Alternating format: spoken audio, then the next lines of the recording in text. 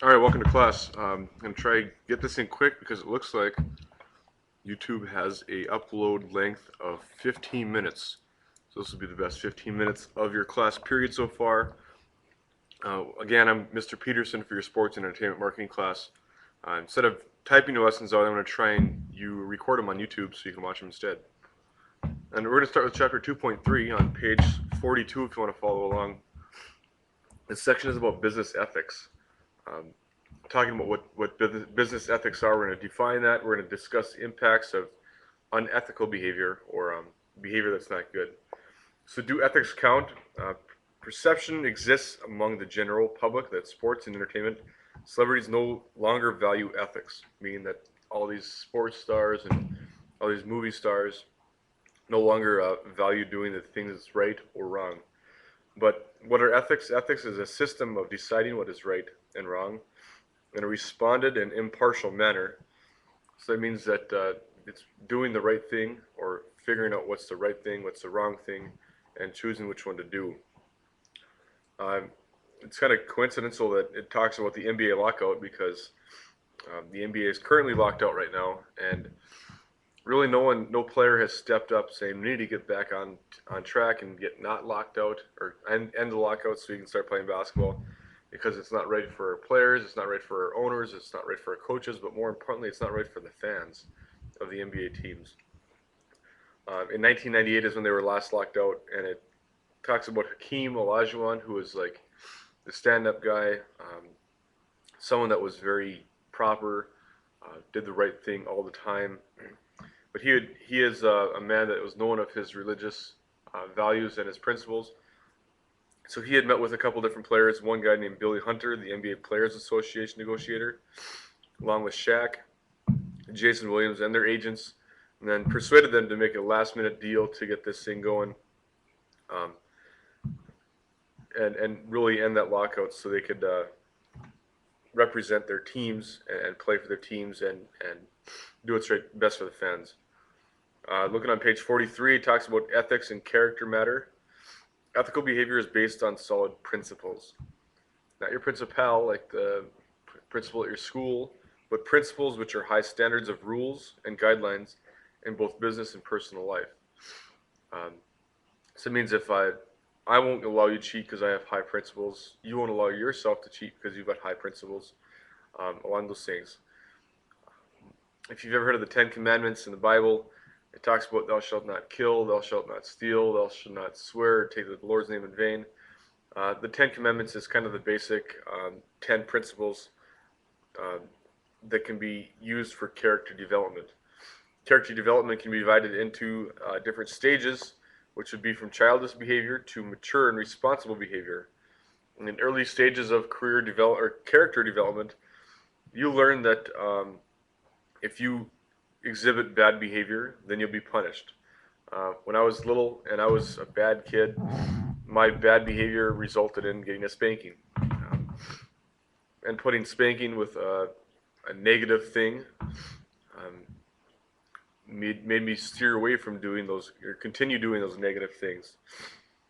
And now same thing goes on the opposite end. With good behavior results in rewards or treats or something like that. So if you helped out your mom with cleaning the kitchen floor, or if you helped out your dad with mowing the lawn, then you usually got rewarded by some sort of thing. Well, either it be thank you did a great job, or maybe a bit of money for mowing the lawn. But then you'll start to associate the good feelings or good responses from doing those good behaviors.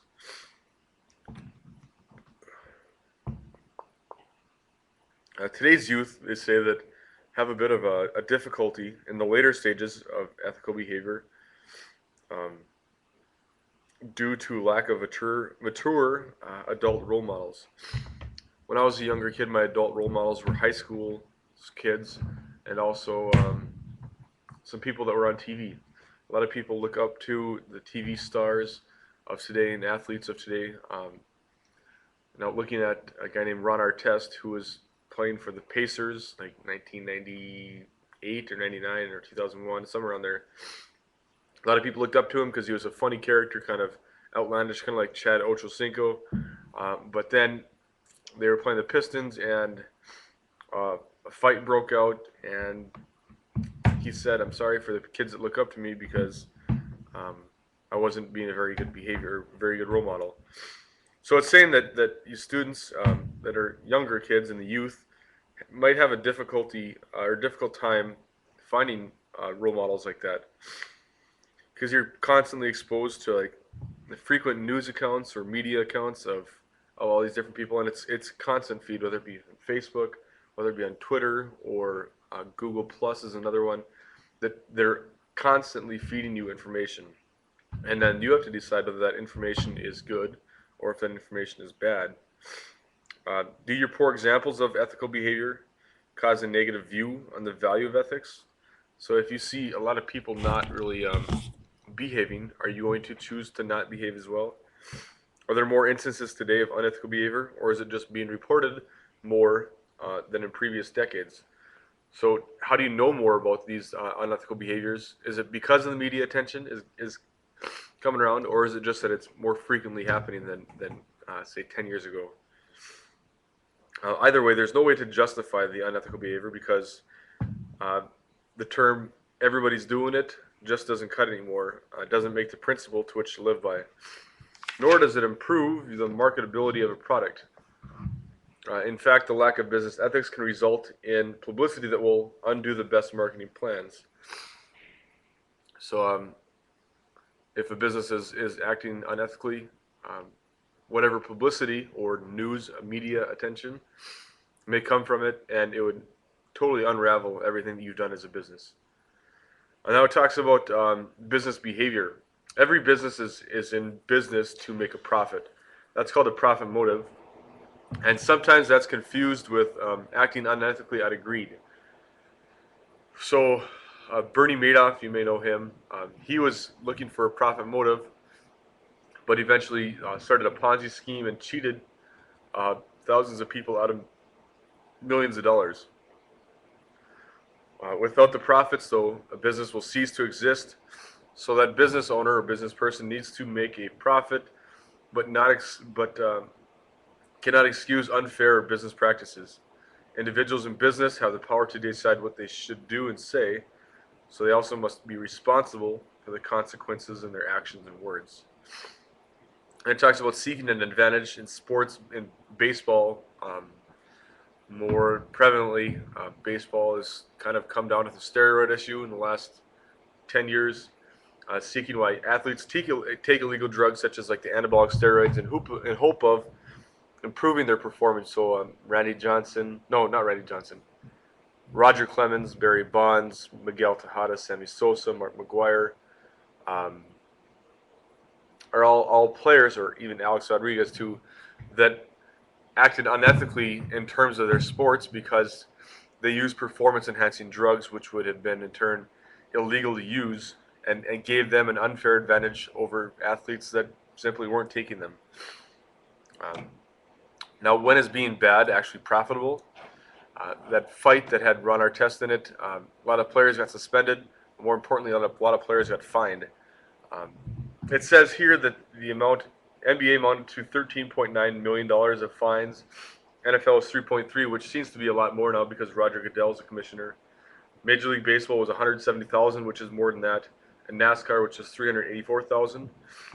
These amounts aren't paid back to that professional organization. They are not released and assumed to have been negotiated down from original amounts. Most of the major league donates the fines collected to different charities. NASCAR redistributes the pooled fines to drivers based on where they finish in the final point standings. So being bad is profitable for a certain organization or certain way.